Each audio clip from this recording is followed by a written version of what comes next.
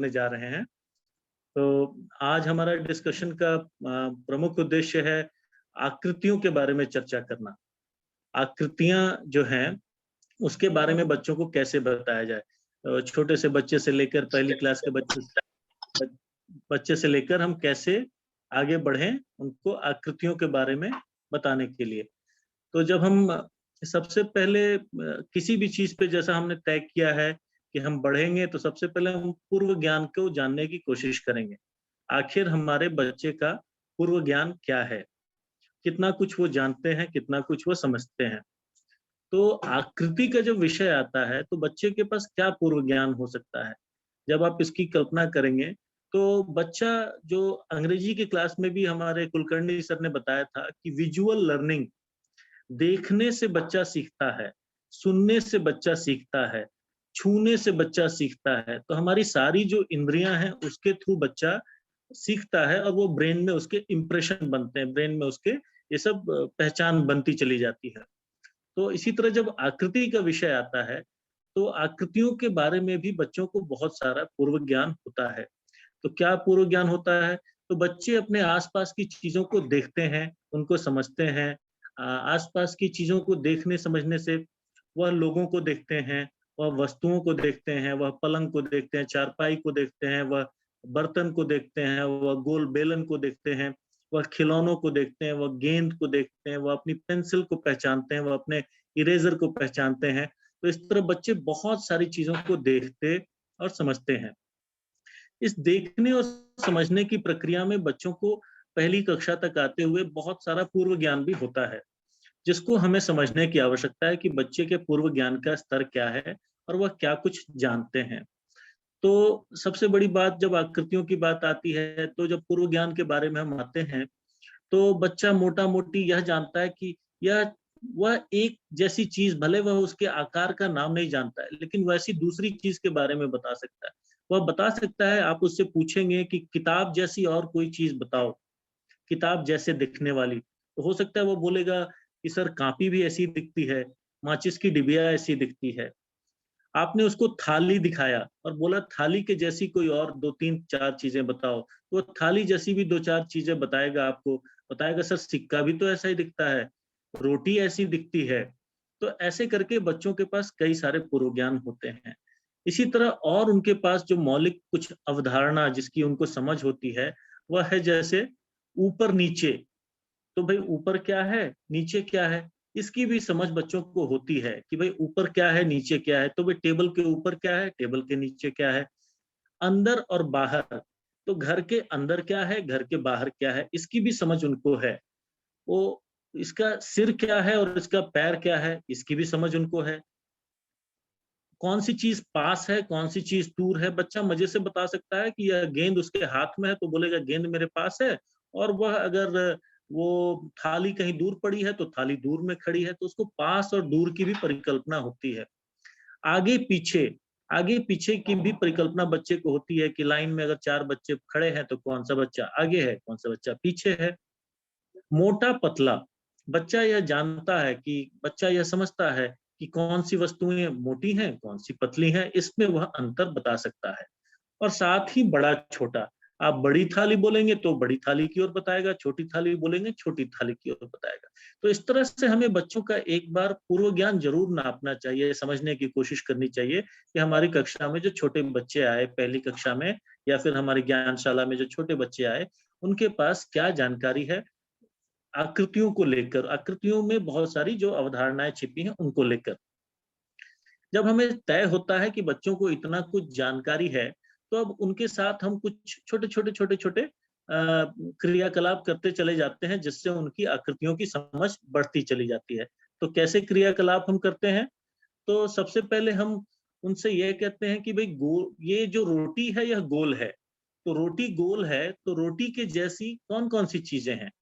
तो उसके बाद बच्चा खुद से सोच सोच कर बताएगा कि रोटी के जैसे गेंद है, रोटी के जैसे सिक्का है। इस तरह से कई सारी चीजें, रोटी के जैसे वो बोलेगा संतरा भी तो गोल ही दिखता है सर। तो फिलहाल उसको अभी स्फीयर के ऊपर या उसके बारे में ना जाकर आप उसको गोल स्वीकार कीजिए। उसके बाद आप पूछेंगे अच्छा ये बताओ कि कौन सी वस्तुएं गोलाकार नहीं है। तो गोलाकार नहीं वाली वस्तुओं में वह बताना शुरू करेगा, यह पेंसिल गोल नहीं है, यह बक्सा गोल नहीं है, यह मोबाइल गोल नहीं है, किताब गोल नहीं है। तो इस तरह जब बच्चों को आप वर्गीकरण कराना बताएंगे तो वो समझेगा कि गोल चीजें अलग हैं और बाकी गोल जो चीजें नहीं हैं वो अलग तरह के दिखती हैं। इस तरह जब बच्चों की समझ स्थापित होती है तो आप कई तरह के अभ्यासों पर आ सकते हैं जो आकृतियों की समझ को और बढ़ाते चलेंगे। जैसे कि बाहर अंदर आपने कोई घेरा खींच दिया, उसके अंदर 2 बिंदु बना दिए और 2 बिंदु बाहर बना दिए। आपने उन्हें कहा कि कौन से बिंदु अंदर हैं, कौन से बिंदु बाहर हैं। तो इससे उन्हें समझ में आएगा कि आकृति कुछ न कुछ चीज़ों को घेर देती है। आकृति के अंदर एक कोई आकृति जो हम बनाते हैं उसके अंदर कोई चीज़ कोई अंदर होती है, कोई बाहर होती है। अब जैसी भी टेढ़ी-मेढ़ी कोई भी आकृति आपने बनाई थी, उससे एक छोटी आकृति बना दीजिए और उससे एक बड़ी आकृति बनाइए और उसी बच्चे से पूछिए कि भाई इसमें बड़ा कौन-सा है, छोटा कौन-सा है? तो बच्चे को बड़े-छोटे की समझ विकसित होती चली जाएगी। या फिर बच्चों को एक कार्य दीजिए कि ये मैंने एक गोला बना दिया, तुम इससे कोई बड़ा गोला बनाकर दिखाओ। तो बच्चे को बड़े-छोटे की पहचान इससे बढ़ती चली जाएगी। ऊपर-नीचे की समझ, दूर-पास की समझ, इन चीज़ों को आप लेकर आगे बढ़ते हैं। फिर जो भी है, आप आपके पास जो भी सामग्रियाँ उपलब्ध हैं, उनको एक जगह जमा कीजिए। कौन-कौन सी सामग्रियाँ उपलब्ध हैं, तो घर में आसानी से पेंसिल मिलेगी, कलम मिलेगी, पेन मिलेगा, किताब मिलेगा, हो सकता है कोई फल मिलेगा, हो सकता है कोई गेंद मिलेगी। जो भी चीज़ें इस तरह की इकट्ठी कर सकते हैं, उनको आप एक जगह जुटाइए और उसके बाद बच्चों से बोलिए कि एक जैसी आकृतियों को एक तरफ कीजिए। तो उसमें तात्पर्य ये रहेगा कि भई अब मान लीजिए कि कोई चीज़ अगर किताब के जैसी है, तो जो भी इस तरह के शेप की है, उनको बच्चा एक जगह करता है। कुछ आकृतियों को लेकर बच्चा दूसरी जगह जो गोल उसको लगती है, उनको एक तरफ करता है, तो ये उसकी समझ बढ़ती चली जाती है। इतना कुछ समझ होने के बाद जब आप बच्चों से बोलेंगे, "अच्छा चलो एक बात बताओ कि ये चूड़ी जैसी आकृति की कौन-कौन सी चीज़ें तुमने देखी हैं?" आप एक उसको चूड़ी दिखा सकते हैं या कोई कोई भी जो वृत्ताकार वस्तु आपके पास हो उसको दिखाएँ और उस तरह की आकृतियों के बारे में पूछते चले जाएँ। बच्चा खुद से सोचकर अपने दिमाग पे जोर डालेगा। जब आप इस तरह से प्रश्न करके बच्चों को सोचने का अवसर देंगे, ना कि सिर्फ़ किताब के पीछे जाते हुए, तो बच्चा खुलकर सोच पाएगा। वो अपने दिमाग में तरह-तरह के चित्र बनाएगा कि ऐसा चित्र बनता है, ऐसा ये दिखता है। तो चूड़ी जैसी आकृतियों को समझने के उपरांत आप उससे पूछ सकते हैं कि मुझे स्लेट जैसी आकृतियाँ बताइए, स्लेट बच्चे के पास है। अब स्लेट जैसा क्या-क्या दिखता है? तो स्लेट जैसा वो एक-एक करके चीज़ें बताता चला जाएगा, आप उसको सुनते चले जाइए। जितना बच्चा बताता है, कुछ आस-पास में वस्तु छूटती है, तो आप अपनी ओर से भी उसको जोड़ दीजिए। एक एक आकृतियों से जुड़ा हुआ एक बड़ी महत्वपूर्ण अवधारणा है कि अगर आप छोटे बच्चों से एक सवाल करें कि वह लुढ़कने और सरकने में अंतर जानते हैं क्या? तो लुढ़कना और सरकना 2 प्रक्रियाएँ हैं। तो अगर बच्चा इसको समझता है तो उसको भविष्य में आने वाले समय में उसको और आसानी से वृत्त और बाकी स्वरूपों की समझ बेहतर होगी। तो लुढ़कना और सरकना, आप अगर आपका बच्चा यह बता सकता है कि कौन-सी चीज़ें लुढ़क सकती हैं, कौन-सी चीज़ें सरक सकती हैं, तो बच्चे के पास बहुत अच्छे से सरफेस की परिकल्पना स्पष्ट होगी। तो लुढ़कने वाली चीज़ें और सरकने से परिचय कराने में उनको बताइए कि गेंद के बारे में बताइए, तो गेंद लुढ़क सकती है क्या? तो मान लीजिए आपने गेंद एक किताब के ऊपर रख लिया और किताब को एक साइड से धीरे-धीरे उठाया आपने तो देखा तो गेंद लुढ़क गई। उसी तरह आपने उसी किताब के ऊपर एक साबुन को एक साइड में रख लिया और धीरे-धीरे उस किताब को उठाया तो देखा आपने कि वो साबुन सरकती है, वह लुढ़कने की बजाय सरकती है। तो इस तरह से आप लुढ़कने और सरकने की प्रक्रिया बच्चे को बता सकते हैं। इतना कुछ होने के साथ में इसी स्तर पे आप बच्चों के साथ विभिन्न आकृतियों में रंग भरने का एक्सरसाइज कर सकते हैं। कुछ भी आकृति उनको दीजिए, उसमें रंग भरें। क्योंकि रंग भरने में क्या होता है, खास करके छोटे बच्चे जो पहली क्लास के बच्चे हैं, जब वो रंग भरते हैं, तो वो रेखा या फिर उस सीमा के अंदर रहना, उस सीमा की समझ उनके अंदर विकसित होती है, कि आखिर इस आकृति की सीमा क्या है? मुझे रंग तो इस आकृति के अंदर ही भरना है, मेरा रंग बाहर नहीं जाना चाहिए। तो जब इस बात को बच्चा गहरे समझने लगता है, तो एक तो उसको आकृतियों की परिकल्पना स्पष्ट होती है, दूसरी सीमा की परिकल्पना स्पष्ट होती है और इस तरह बच्चा अपने आकृतियों की समझ को विकसित करता है। अब इतना कुछ होने के बाद जब हम बच्चों के साथ आगे बढ़ते हैं तो हम कई तरह के उनके साथ एक्सरसाइज कर सकते हैं। जैसे हम उनको एक एक समूह दे दें, मतलब वस्तुओं का समूह उनके साथ दे दें और उनको बोलें कि इसमें वर्गीकरण करना है आपको। वर्गीकरण कराना वो आपके टीचर के ऊपर डिपेंड करेगा, आप कितना अच्छे से आनंददायक रूप से उसके साथ वर्गीकरण करते हैं या कराते हैं। तो विभिन्न आकृतियों को एक साथ रखिए। जैसे उदाहरण के लिए हमने एक आकृतियों का मतलब एक वस्तुओं का समूह लिया, जैसे बॉल ले लिया, भोंपू ले लिया, किताब ले ली, आइसक्रीम के बारे में बताया, आइसक्रीम का कोन होता है, ईंट हो गई, बर्थडे का की टोपी हो गई, बक्सा हो गया, पेंसिल हो गया, बांसुरी हो गई, बेलन हो गया, संतरा हो गया, मोमबत्ती, सूरज का चित्र बना दिया, गिलास हो गया, गाजर हो गया। अब इतनी इस तरह की ढेर सारी चीजें, जो भी आपको इच्छा में आए, जो भी वो एक शेप के बारे में, एक शेप जिससे निकल के आता हो, और उसके बाद बच्चों से आप पूछें कि इसमें 4 तरह का वर्गीकरण आपको करना है। तो गेंद जैसी कौन-कौन सी चीजें हैं? तो गेंद जैसी चीजें कौन-कौन पूछेंगे आप, तो बच्चा बताएगा कि गेंद के जैसा तो मुझे दिखता है, संतरा दिखता है। ये संतरा मुझे गेंद जैसा दिखता है, ये सूरज मुझे गेंद जैसा दिखता है। तो बच्चा खुद ही बताता चला जाएगा, खुद ही वो गेंद जैसी चीजों को उन चीजों में ढूंढता रहेगा। आप चित्रों के माध्यम से भी ये कार्य कर सकते हैं। अगर पुस्तक में आपके पास चित्र उपलब्ध हैं, तो उससे क्या होगा कि बच्चे को एक जैसी चीज दूसरी दिखने वाली चीजों का अभ्यास होता चला जाएगा। दूसरा, आपने बक्से जैसी चीजें पूछी, तो बच्चा बताएगा किताब तो बक्से जैसा दिख रहा है, ईंट भी बक्से जैसी दिख रही है। तो इस तरह से बच्चा बताएगा। बांसुरी जैसी चीजों को पूछेंगे आप, बांसुरी के जैसा क्या दिखता है? तो बच्चा बताएगा ये बेलन कुछ-कुछ बांसुरी जैसी दिखती है, ये पेंसिल भी बांसुरी जैसी दिखती है, और इस तरह से बच्चा एक वर्गीकरण करता जाएगा। जब गाजर जैसी चीजें आप पूछेंगे या मूली जैसी कोई चीज पूछेंगे, तो बच्चा वहां बताएगा ये तो आइसक्रीम का जो कोन है, ये उस तरह का दिखता है।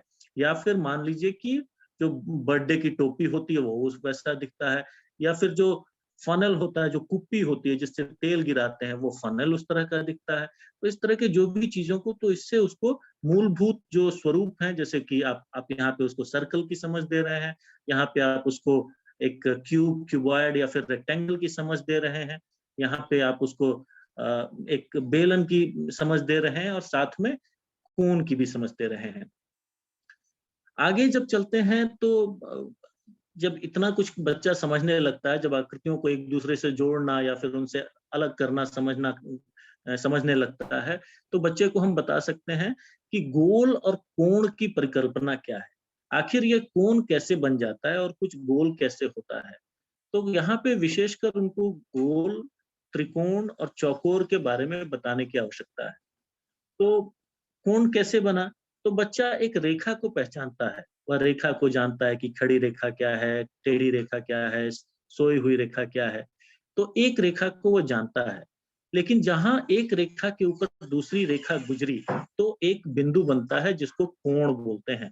तो जब आप बच्चे को ही बोलेंगे चलो एक रेखा बनाओ और एक दूसरी रेखा खींचो, तो देखो यहाँ पे 2 रेखाएँ मिलती हैं, इससे एक कोना बन जाता है। कोना होता है, जैसे आप अपने घर का कोना बता सकते हैं, आप अपने किताब का कोना बता सकते हैं। कई तरीके से उसको कोने की भावना उसमें स्पष्ट कराइए।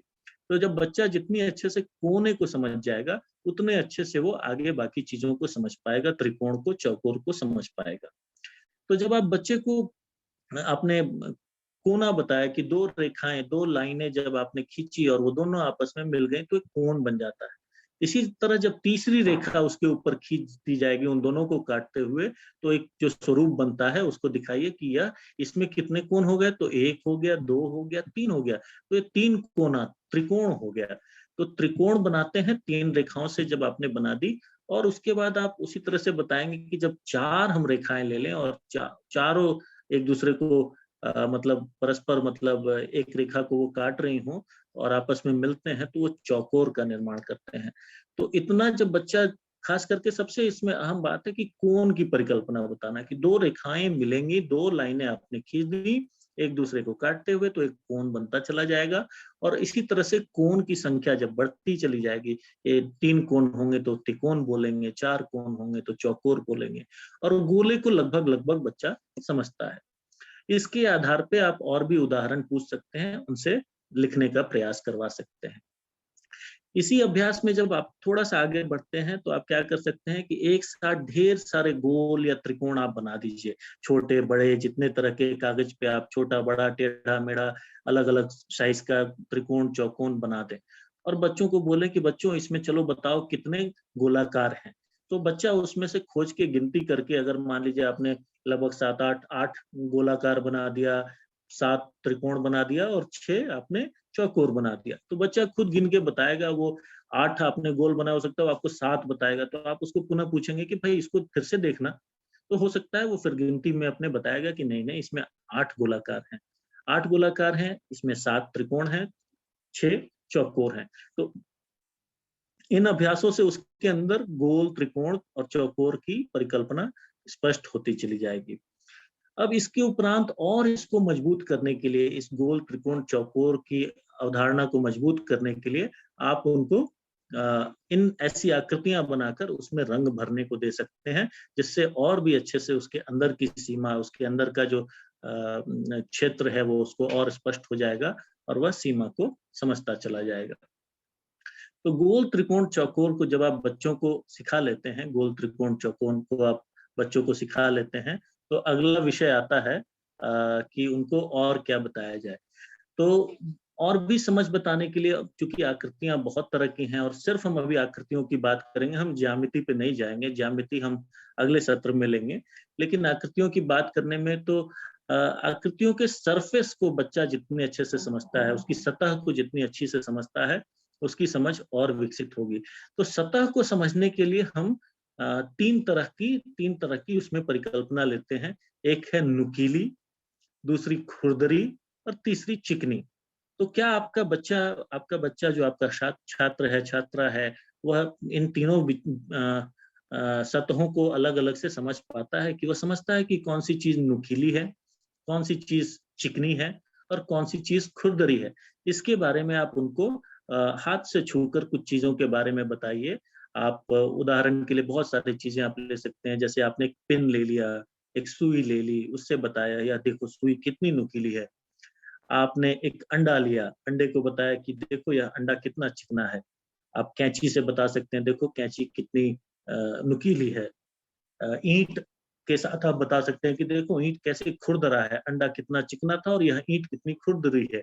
चाकू आपको चिकना भी बताता है और नुकीला भी बताता है।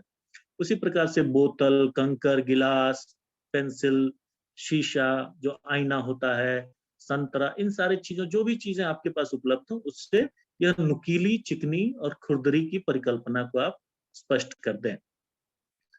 तो ये जब परिकल्पनाएं स्पष्ट हो जाती हैं तो ये और भी चीजों में उसको काम आएंगी, क्योंकि बच्चा सतहों को समझना सीख जाएगा, सतह ऐसे कैसे काम कर रहे हैं, क्या कर रहे हैं। साथ ही आगे बढ़ते बढ़ते हम उसमें उनसे धीरे धीरे फिर से एक बार हमको अभ्यास करना चाहिए, बीच बीच में अभ्यास बच्चों के साथ बारंबार करना चाहिए, खास करके रेखाओं से विभिन्न आकृतियां बनाने के लिए। तो उसमें पुनः रिपीट करूंगा मैं कि रेखा, कोण, त्रिकोण और चौकोर, तो ये आकृतियां कम से कम बच्चों से आप प्रयास कराते रहें। इसी प्रयास के दौरान हम जब इसको और भी आसानी से या गतिविधि के रूप में करने के लिए हम कागज को मोड़कर भी इस प्रयास को कर सकते हैं। कागज मोड़कर हम विभिन्न आकृतियां बना सकते हैं। जैसे कि एक कागज मोड़कर अगर आपने त्रिकोण बनाना बच्चे को सिखा दिया कि भाई कागज हमने कैसे दोनों तरफ से मोड़ा कोना उसका और हम एक त्रिकोण का निर्माण कर लेते हैं, तो ये बच्चे को समझ में आ जाएगा। तो वो जब कागज खोल कर देखेगा तो उसमें उसको त्रिकोण दिखेगा और उसकी धारियां दिखेंगी। इन्हीं धारियों पर आप बच्चों को पेंसिल चलाने को बोले तो वो अपने हाथ से भी त्रिकोण बनाने की अवधारणा उसको स्पष्ट होगी। इसी प्रकार कागज मोड़ के चौकोर बनाना बता सकते हैं। उस चौकोर की भी धारियां खोलकर बच्चा उन पर पेंसिल चलाकर अच्छे तरीके से उसको बना सकता है। इस बीच में आपके पास अगर आकृतियों के बारे में कोई सुझाव या कोई सवाल हो तो आप अभी कर सकते हैं।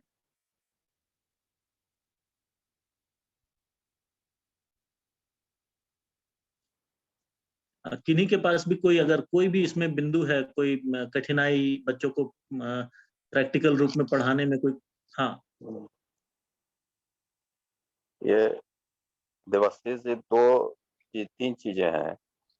हाँ। पॉइंट नंबर 1, ये हम्म। जो आकृति और की जो बात हो रही है, या रेखा की जो बात हो रही है, ये किन वर्ग के बच्चों के लिए कौन सी बात किस कब कितनी करनी चाहिए, और क्योंकि हमारे पास वर्ग 1 से लेके 5 तक के बचे, बिल्कुल और बिल्कुल, इसमें ये जो इसमें जो पूरे, पूर्व, हाँ, तो हम भी आज तीसरी एक क्लास तक छोटा के सा बच्चों है, की ही बात कर रहे हैं।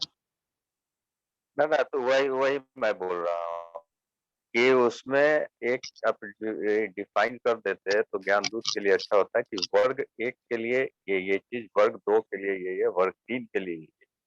नहीं नहीं, बिल्कुल ये, क्योंकि ये जो बाकी जो चीजें हैं वो सभी वर्ग के लिए एकाएक लोड देना सही नहीं होगा। है ना, और दूसरी ये प्रश्न, दूसरा पॉइंट, हाँ जी बोले बोलिए हाँ बोलिए ना, बोलिए बोलिए। बोल हाँ, दूसरा पॉइंट मेरा है कि आपने लास्ट में अभी थोड़ी देर पहले कहा कि इसको लिखने की भी प्रक्रिया करवानी है। तो जब प्रति का चिन्ह दे रहे हैं कि कौन बड़ी है कौन छोटी है, कौन समानांतर है एक समान है क्या है, तो जब बच्चा अगर उसके नाम को बोलता है तो हम साथ साथ क्यों नहीं बोर्ड पे लिखते भी जाए, क्योंकि जो आगे के दिनों में हम बच्चे को लिखने की और करने की प्रक्रिया में ले जाएंगे तो बच्चे को जो आकृति की जो समझ बन रही है उस हिसाब से लिखने की भी समझ बच्चों के दिमाग में मन स्थिति में उतरते जाएगी डे वन से। तीसरा चीज बिल्कुल यह है बिल्कुल। कि अ, थोड़ा हम लोगों छोटे बच्चों के साथ भी काम कर रहे हैं, तो जैसे चाकू, नुकीली कैंची वगैरह वगैरह ये सब चीजों से थोड़ा सा परहेज करना चाहिए, क्योंकि हो सकता है कि बच्चे उसको करने के बाद घर पे कहीं प्रैक्टिस कर रहे हैं तो उनके शरीर पे हाथ पे कुछ आघात ना हो जाए। तो ये थोड़ा सा, ये 3 नहीं चीजें नहीं, मुझे। बिल्कुल बिल्कुल बिल्कुल, बहुत बहुत अच्छा सुझाव आपका। तो पहली बात कि ये जो हम सारी चर्चा आज कर रहे हैं, जो पहला पार्ट हमने चर्चा की, जो बच्चों का पूर्व ज्ञान वाली बात की, वहां हम कक्षा 1 की बात कर रहे थे। और कक्षा 2 में आने पे हम बात कर रहे थे उनके साथ छोटे बड़े की पहचान, विभिन्न तरह की मिलती जुलती आकृतियों की पहचान, लुढ़कने सरकने की बात, आकृतियों में रंग भरना, इत्यादि इत्यादि। और वहीं पर हम हाँ, और बिल्कुल काजल जी, आपका बिंदु हमने नोट किया, हम वो उस पे आएंगे, कात्यायनी सर के जवाब में वो बिंदु आ जाएगा। और उसके बाद कक्षा 2 के स्तर पे उनको गोलाकार, त्रिकोणाकार, चौकोराकार इत्यादि के बारे में बात करना, और साथ ही उसमें रंग भरना। नुकीली चिकनी खुरदरी वस्तुओं की पहचान, ये सब हमारे कक्षा 3 के अभ्यास में आ जाएगा। और हम कक्षा 3 तक की ही आज बात कर रहे हैं, चौथी पांचवी पर आज हम नहीं जाएंगे। और पहला विषय ये, और दूसरा विषय जो उन्होंने कहा कि बच्चों को नुकीली चीजें वगैरह, बच्चों को नुकीली चीजें आवश्यक नहीं है कि आप उनको साक्षात वो चीजें हाथ में दें। अगर आपके पास चित्र भी उपलब्ध हैं, आप चित्र से बता सकते हैं कि भाई चित्र में अगर है तो आप, या फिर कुछ और भी सरल चीजें आपको मिलती हों, उससे आप बता सकते हैं। बिल्कुल, हाँ, बच्चों पर यह ध्यान देना आवश्यक है कि बच्चे कहीं उसका कोई गलत प्रयोग ना करें, ये बिल्कुल आवश्यक विषय है। और एक बिंदु और क्या था आपका?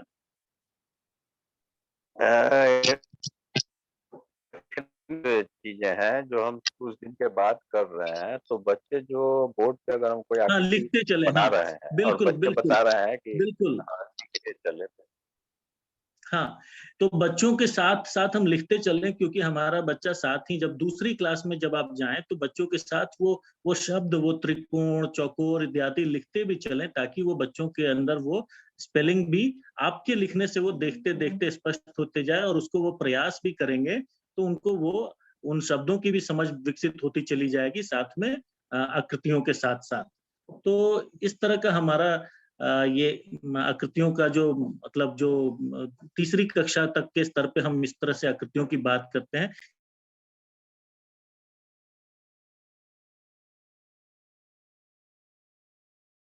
एक एक दो जो बहुत इम्पोर्टेंट चीजें हैं जो हमारे पास, जो जिसका प्रयोग आप कर सकते हैं, वो है कि बिंदु ग्रिड के बारे में बच्चों को बताना। तो बिंदु ग्रिड आप कैसे बना सकते हैं? तो बिंदु ग्रिड के बारे में आप लोग जानते होंगे, जब आप तीसरी क्लास के लिए बात कर रहे हैं, तो अगर आप बिंदु ग्रिड बच्चों को बता पाए, तो एक लाइन में मान लीजिए आपने 10 बिंदु बना दिए, हॉरिजॉन्टल भी और वर्टिकल भी, मतलब क्षैतिज रूप से भी और ऊर्ध्वाकार भी आपने 10-10 अगर बिंदु बना दिए, और बच्चों को वो आप दीजिए कि अब इन बिंदुओं में बिंदुओं को जोड़-जोड़ कर आप कोई ना कोई शेप बनाइए।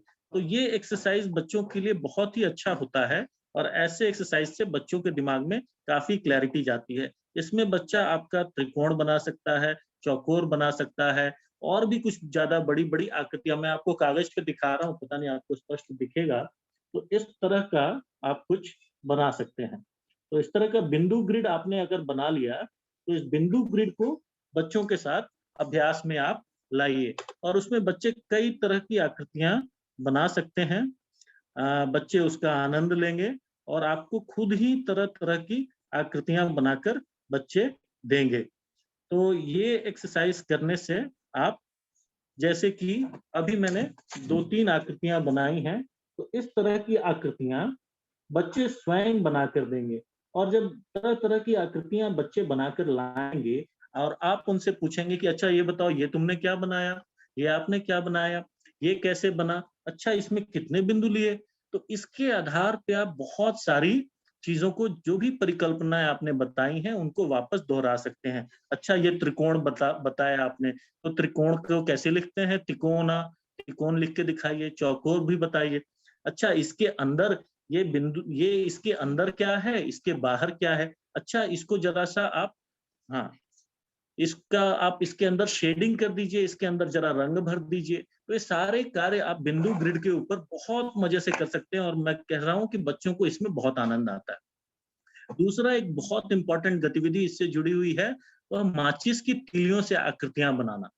तो बच्चों को माचिस की तीलियाँ आप दे दें, 1 तीली, 2 तीली, 3 तीली, 4 तीली, 5 तीली, 6 तीली, और बोलें कि भाई इनको जोड़-जोड़ कर, आपने बच्चों को एक रेखा को दूसरी रेखा को काटना बताया था कि कैसे रेखाएँ काटती हैं, क्या बनता है। तो उस तरह से आप उनको 1 तीली, 2 तीली, 3 तीली, कई सारी चीज़ों, उनको बोलिए कि अब स्वयं से आप इससे इसको जोड़कर आकृतियाँ बनाइए। तो बच्चा जब तीलियों से आकृतियाँ बनाएगा, तो उसके अंदर वो जो स्थूल रूप से जो कैसे आकृतियाँ बनती हैं, वह भी स्पष्ट होता चला जाएगा। उसे पता चलेगा कि जैसे मैंने कागज़ पर लकीरें खींचकर आकृतियाँ बनाई थी, वैसे चीज़ों को जोड़कर भी आकृतियाँ उभरती चली जाती हैं। तो इस तरह से बच्चा हो सकता है कि स्वयं ही कोई चौकोर बना ले, अपनी तीलियों को जोड़कर कोई त्रिकोण बना ले, कोई पंचकोण बना ले। तो ये सारी चीज़ें आपको, बच्चे को बहुत आसानी से स्पष्ट होती चली जाएँगी। और आज का हमारा उद्देश्य इतना तक ही डिस्कस करना है। इसके बाद वाले क्लास में हम चाहते हैं डिस्कस करना, जो हम चाहेंगे कि भाई आखिर त्रिकोण क्या करता है, आखिर चौकोर में क्या कर रहा होता है, उसकी भुजाएँ क्या होती हैं, उसमें साइड कितने होते हैं, गोलाकार में केंद्र क्या होता है, केंद्र के बाद उसकी त्रिज्या क्या होती है। तो इन चीज़ों पर हम अगली कक्षा में चलेंगे, जो चौथी और 5वीं के स्तर की बातें होती हैं। आज हम सिर्फ तीसरी स्तर तक की बातें करना चाहते थे, और ये बिंदु ग्रिड वाला और माचिस की तीलियों वाला एक्सरसाइज आप दूसरी तीसरी के बच्चों को अगर करा कर देखें, उसमें क्या परिणाम मिलता है, उसका अनुभव भी आप साझा करें। और इतना ही आपके सामने आज प्रस्तुत करना था। कोई भी प्रश्न हो या कोई सुझाव हो, तो हमारे पास अभी 3-4 मिनट का समय आप सामने रख सकते हैं। प्लीज़।